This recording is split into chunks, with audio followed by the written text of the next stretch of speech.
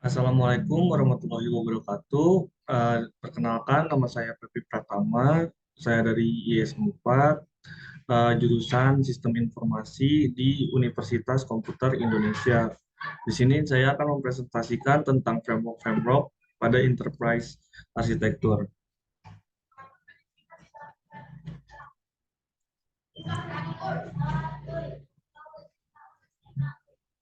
Nah, untuk pembahasan-pembahasan di enterprise arsitektur ini yaitu ada definisi dari enterprise arsitektur, menjelaskan dengan singkat apa yang dimaksud dengan EA. Lalu ada penjelasan tentang framework, menjelaskan dengan singkat apa yang dimaksud dengan framework. Lalu ada fungsi framework bagi enterprise arsitektur. Lalu ada jenis-jenis framework, lalu ada cara penggunaan, dan ada implementasi. Nah, apa itu EA? Sebelum berlanjut ke framework-framework, kita akan membahas sedikit tentang EA.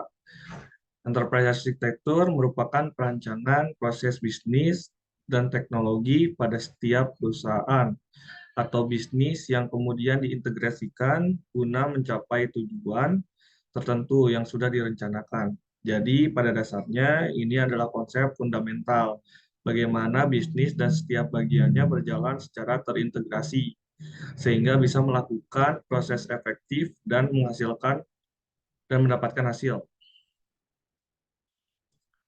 Lalu manfaat dari enterprise arsitektur. Yang pertama, performa perusahaan secara umum. Ketika sebuah perusahaan memiliki arahan yang jelas dari tata cara operasional paling efektif, maka setiap bagian dari perusahaan tersebut bisa fokus dan memberikan daya upayanya guna menjalani proses tersebut. Lalu yang kedua, meningkatkan daya saing dan ketangkasan bisnis. Dengan performa yang terus meningkat, maka daya saing perusahaan juga akan maksimal. Dengan catatan enterprise arsitektur yang dimiliki benar-benar matang dan berkualitas. Sumber daya yang dimiliki bisa bergerak sesuai effort yang dibutuhkan. Lalu yang ketiga, ada dasar pijakan yang kuat untuk semua bagian. Memiliki fondasi yang kuat merupakan hal penting untuk sebuah perusahaan agar dapat berkembang dan terus tumbuh. Nah, lalu apa itu framework? Nah, framework pada enterprise arsitektur adalah kerangka kerja yang terdiri dari seperangkap prinsip, konsep, metodologi, alat, dan teknik yang membantu perusahaan atau organisasi dalam mengembangkan, mengimplementasikan, dan mengelola arsitektur enterprise mereka. Framework pada EA bertujuan untuk memastikan konsistensi dan integrasi antara elemen arsitektur yang berbeda, sehingga memungkinkan perusahaan untuk mencapai tujuan bisnis mereka secara efektif dan efisien. Lalu, apa sih fungsi framework bagi EA? Nah, penerapan sistem dilakukan agar mendapatkan keselarasan dengan kebutuhan bisnis, sehingga penting bagi suatu organisasi dengan skala tertentu untuk melakukan pengembangan atas sistem yang dimiliki, bahkan akhirnya menjadi sistem yang kompleks. Nah, enterprise arsitektur adalah untuk merancang adalah pendekatan terstruktur untuk menguraikan setiap kebutuhan sistem sehingga dapat digunakan untuk merancang dan mengembangkan sistem yang kompleks agar menjadi lebih sederhana. Dalam memodelkan EA dibutuhkan penggunaan framework. Nah, dengan adanya framework memudahkan developer merancang serta mengembangkan sistem dikarenakan tahapan-tahapan, metode, atau struktur logis yang telah disediakan oleh framework tersebut. Segment Framework, TOGAF, lalu FEAF, dan TEAF adalah beberapa dari banyaknya jenis framework yang dapat digunakan untuk memodelkan suatu EA. Penulisan ini bertujuan untuk mengemploitasi pemahaman beberapa EA, framework, serta penerapan salah satu framework dalam memodelkan EA. Nah, ini ada beberapa jenis framework. Dari sekian banyak framework, saya hanya menuliskan 4, yaitu yang pertama ada Zahman atau Zahman Framework Enterprise Architecture. Lalu yang kedua ada TOGAF, yaitu The Open Group Arsitektur Teknik. Lalu yang ketiga ada FEAF atau Federal Enterprise Architecture. Lalu yang terakhir ada Gartner, yaitu Gartner Framework Enterprise Architecture. Nah, dari empat jenis ini saya akan menjelaskan dua jenis framework, yaitu Zahman dan TOGAF. Lanjut ke segmen Zahman Framework. Nah, saya akan menjelaskan sedikit tentang Zahman Framework. Kerangka Zahman untuk arsitektur enterprise. John Zahman menerbitkan Zahman Framework for Enterprise Architecture pada tahun 1987 dan dianggap sebagai salah satu pelopor dalam domain ini. Menurut Zahman, peningkatan cakupan desain dan tingkat kompleksitas implementasi sistem informasi memaksa pengguna beberapa konstruksi logis atau arsitektur. Kerangka Zahman didasarkan pada prinsip-prinsip arsitektur klasik yang membentuk persamaan umum, kosakata, dan seperangkat perspektif untuk menggambarkan sistem perusahaan yang kompleks. Kerangka kerja ini tidak memberikan panduan mengenai urutan, proses, atau implementasi, namun berfokus pada memastikan bahwa semua pandangan telah mapan, memastikan sistem yang lengkap terlepas dari urutan kemunculannya. Nah, di sini kita mendengar kosakata dan seperangkat perspektif.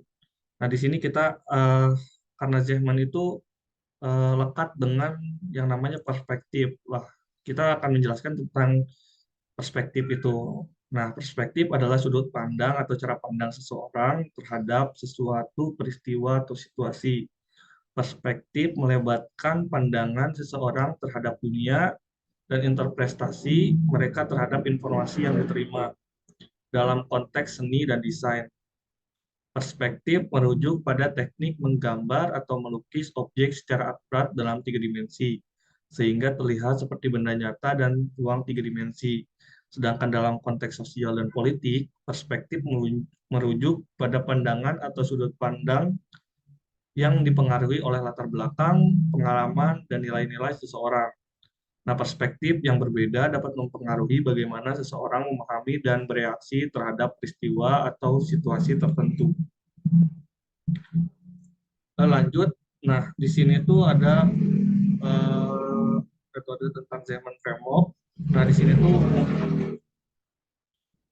sorry, nah Zeman Framework ini memiliki ada 6 row, sorry.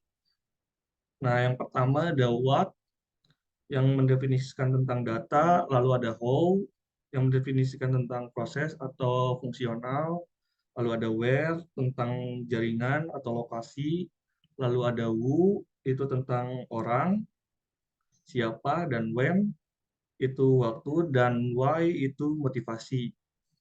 Lalu ada konseptual, kontekstual, ada konseptual, ada logikal, ada fisikal, ada as-built, dan fungsional. Nah, saya akan menjelaskan tentang cara implementasinya. Nah, di sini ada 6 baris ke samping dan 6 baris ke bawah. Nah, di masing-masing kolom ini kita bisa isikan seperti data,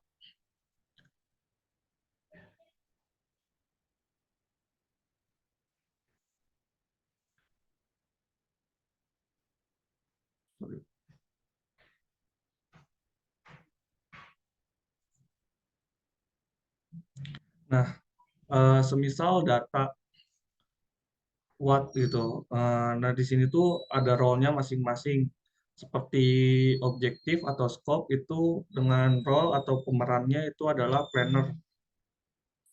Lalu ada enterprise model itu dengan role-nya owner. Lalu sistem model itu role-nya designer. Lalu ada teknologi, model atau fisikal itu builder. Lalu ada detailed representation itu adalah programmer, lalu ada functioning enterprise itu adalah user.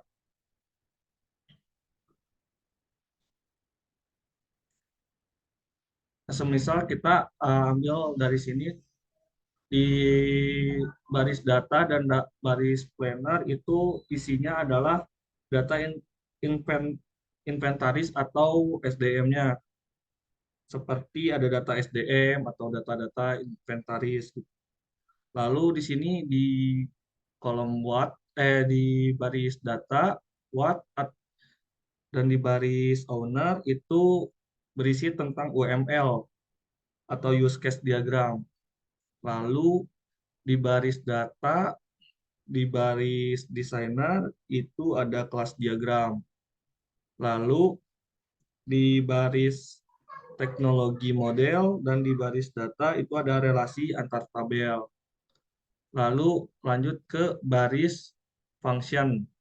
Nah, di baris pertama, di baris function, di baris planner itu berisikan tentang proses pengelolaan inventaris. Lalu di baris function, di baris owner itu ada proses bisnis atau kegiatan yang berhubungan dengan inventaris. Lalu di baris function, di baris sistem itu ada activity diagram. Lalu di bagian function dan di bagian teknologi itu ada yang namanya sequence diagram. Lalu beralih ke baris network. Nah, di baris network itu ada eh, lokasi si bisnis itu berada gitu. Lalu di baris yang kedua itu di owner ada bisnis logistik sistemnya. Nah, di baris yang ketiga atau di baris desainnya itu ada desain jaringannya. Lalu di baris yang keempat itu ada desain jaringan pengolahan data. Lalu ke eh, people-nya itu ada list important organization. Nah, lalu di baris yang kedua ada data unit orang-orang internal misalkan atau yang terkaitnya. Nah, di baris yang ketiga itu orang-orang yang ditugaskan untuk pembangunan. Pokoknya yang berurusan dengan orang-orang. Lalu ada gambaran dari aplikasinya itu di teknologinya gitu. Lalu ada time gitu, ada waktu, ada list of event, master schedule, proses strukturnya, lalu kontrol strukturnya. Nah, berlanjut ke motivasinya itu di bagian plannernya seperti visi dan misi si pembisnisnya. Lalu bisnis plan-nya gitu kayak alasan pengadaan sistem informasi tersebut gitu. Lalu yang di baris ketiga aturan-aturan pembuatan modelnya. Lalu yang keempat ada aturan-aturan pembuatan desainnya. Nah, itu untuk implementasi Zaman Framework. Nah, di framework tersebut juga ada kelebihan dan kekurangannya. Yang pertama, kelebihannya yaitu memungkinkan para arsitek sistem untuk memahami dan mengelola perspektif yang berbeda dari suatu sistem informasi. Lalu yang kedua, membantu dalam merencanakan, mengorganisasi, dan menyajikan informasi secara sistematis dan jelas. Lalu yang ketiga, mengidentifikasi setiap elemen yang penting yang terlibat dalam pengembangan sistem informasi dan memastikan bahwa semuanya diketahui dengan jelas dan dijelaskan secara rinci. Lalu yang keempat, menyediakan kerangka kerja yang kuat untuk mengembangkan dan membangun sistem informasi yang lebih efektif dan efisien. Lalu yang kelima, memastikan bahwa setiap elemen dalam sistem informasi memenuhi kebutuhan bisnis dan tujuan organisasi. Lalu ada kekurangannya, yaitu yang pertama terlalu kompleks dan mungkin sulit dipahami oleh orang awam atau orang yang tidak berpengalaman dalam arsitektur sistem informasi. Yang kedua, tidak memberikan panduan yang spesifik untuk mengembangkan sistem informasi. Yang ketiga, memerlukan waktu dan sumber daya yang signifikan untuk mengimplementasikan dan memahami secara penuh kerangka kerja ini. Yang keempat, itu ada kurang mengakomodasi perubahan yang cepat dalam teknologi dan bisnis. Yang kelima, mungkin membingungkan untuk menerapkan framework Chapman pada organisasi atau bisnis yang kompleks dan besar dengan banyak unit, bisnis, dan departemen. Lalu beralih ke Toga Framework. The Open Group Arsitektur Teknik atau kita bisa sebut dengan TOGAF adalah sebuah framework yang dikembangkan oleh The Open Group Arsitektur Framework pada tahun 1995. Awalnya TOGAF digunakan oleh Departemen Pertahanan Amerika Serikat, namun pada perkembangannya TOGAF banyak digunakan sebagai digunakan pada berbagai bidang seperti perbankan, industri, manufaktur, dan juga pendidikan. TOGAF ini digunakan untuk mengembangkan enterprise arsitektur, di mana terdapat metode dan tools yang detail untuk mengimplementasikannya. Hal ini yang membedakan dengan framework EA lain, misalkan framework Zechman. Salah satu kelebihan menggunakan framework TOGAF ini adalah karena sifatnya yang fleksibel dan bersifat open source. Nah, di sini ada 4 bagian pada TOGAF framework, yaitu ada bisnis arsitektur, ada application arsitektur, ada data arsitektur, dan technical arsitektur. Nah, berbicara tentang TOGAF framework ini juga, kita tidak luput dengan ADM atau merupakan metode yang berisikan sekumpulan aktivitas yang mempresentasikan progresi dari setiap fase ADM dan model arsitektur yang digunakan dan dibuat selama tahap pengembangan EA. Hasil dari penelitian ini adalah berupa blueprint, usulan rancangan sistem informasi yang sesuai dengan kebutuhan sumber daya dengan menggunakan framework TOGAF. Nah, di sini saya akan menjelaskan tentang implementasi dari ADM ini. Yang pertama ada preliminary, yaitu merupakan tahap persiapan dalam proses perancangan dengan mendefinisikan kerangka kerja arsitektur spesifik sebuah organisasi dan prinsipnya. Input-output fase preliminary berupa data dan informasi untuk mengembangkan EA pada perusahaan, yaitu visi, misi, tugas pokok, dan tanggung jawab masing-masing unit bisnis. Struktur organisasi, strategi bisnis, strategi IT, tujuan, sasaran, proses bisnis, kondisi sistem TI sekarang, dan prinsip arsitektur perusahaan. Lalu di fase A, arsitektur vision. Nah, pada fase ini ditetapkan visi arsitektur perusahaan yang terdiri dari arsitektur bisnis, arsitektur data, arsitektur aplikasi, dan arsitektur teknologi. Lalu beralih ke fase B, yaitu bisnis arsitektur. Nah, di bisnis arsitektur pada fase ini akan dijabarkan keseluruhan model perusahaan, model proses bisnis yang sedang berlangsung sekarang ini, serta target seperti apa yang diharapkan dalam proses bisnis tersebut untuk masa depan. Nah, di fase C itu ada information system arsitektur, yaitu menggambarkan pengembangan arsitektur sistem informasi yang terbagi dua, yaitu pengembangan arsitektur data dan arsitektur aplikasi. Pendekatan fase C dapat dijabarkan melalui manajemen data, migrasi data, tata kelola data, repositori arsitektur, prinsip data, dan kesenjangan fase B, dan lain-lainnya. Lalu beralih ke fase D, yaitu ada teknologi arsitektur.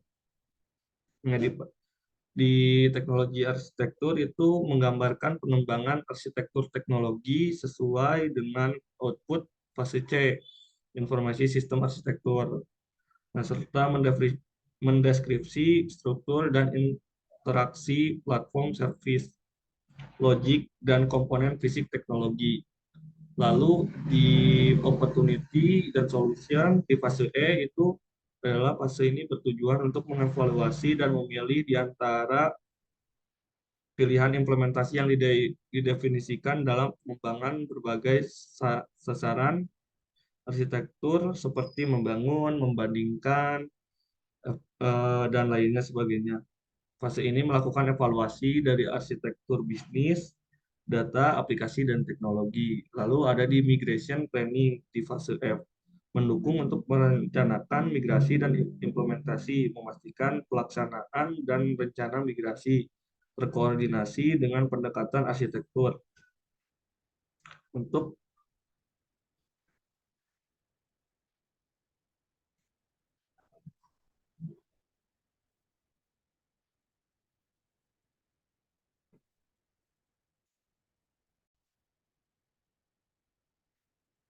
untuk merencanakan proses peralihan teknologi. Pada TOGAF sendiri ada kelebihan dan kekurangannya, yaitu yang pertama, kelebihan dari TOGAF menyediakan kerangka kerja yang terintegrasi dan terstruktur untuk mengembangkan arsitektur enterprise.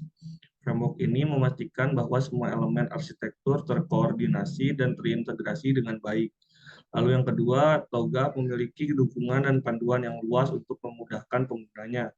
TOGAF menyediakan seperangkat prinsip, konsep, dan model yang jelas untuk mengembangkan arsitektur enterprise. Lalu yang ketiga, TOGAF didasarkan pada standar terbuka dan terdiri dari seperangkat metode, alat, dan teknik yang fleksibel. Hal ini memungkinkan perusahaan untuk menyesuaikan kerangka kerja sesuai dengan kebutuhan bisnis mereka. Lalu yang keempat ada TOGAF membantu menjembatani kesenjangan antara bisnis dan teknologi dengan mengintegrasikan kebutuhan bisnis ke dalam arsitektur teknologi. Lalu yang kelima, framework TOGAF membantu perusahaan meningkatkan efisiensi dan efektivitas mereka dengan mengoptimalkan penggunaan sumber daya dan meminimalkan biaya yang terlibat dalam pengembangan arsitektur. Lalu ada pun kekurangannya yaitu TOGAF memiliki banyak konsep dan terminologi yang kompleks, sehingga memerlukan pelatihan yang memadai dan pengalaman untuk mengimplementasikannya dengan benar. Lalu yang kedua, beberapa kritikus berpendapat bahwa TOGAF kurang fleksibel dalam menangani situasi bisnis yang kompleks. Framework ini mungkin tidak selalu dapat menangani perubahan bisnis yang cepat dan efektif. TOGAF memerlukan penggunaan alat dan teknologi yang khusus untuk mengembangkan arsitektur enterprise. Hal ini bisa menjadi masalah jika perusahaan tidak memiliki sumber daya yang memadai atau mengeluarkan biaya yang tinggi untuk menggunakan alat dan teknologi tersebut.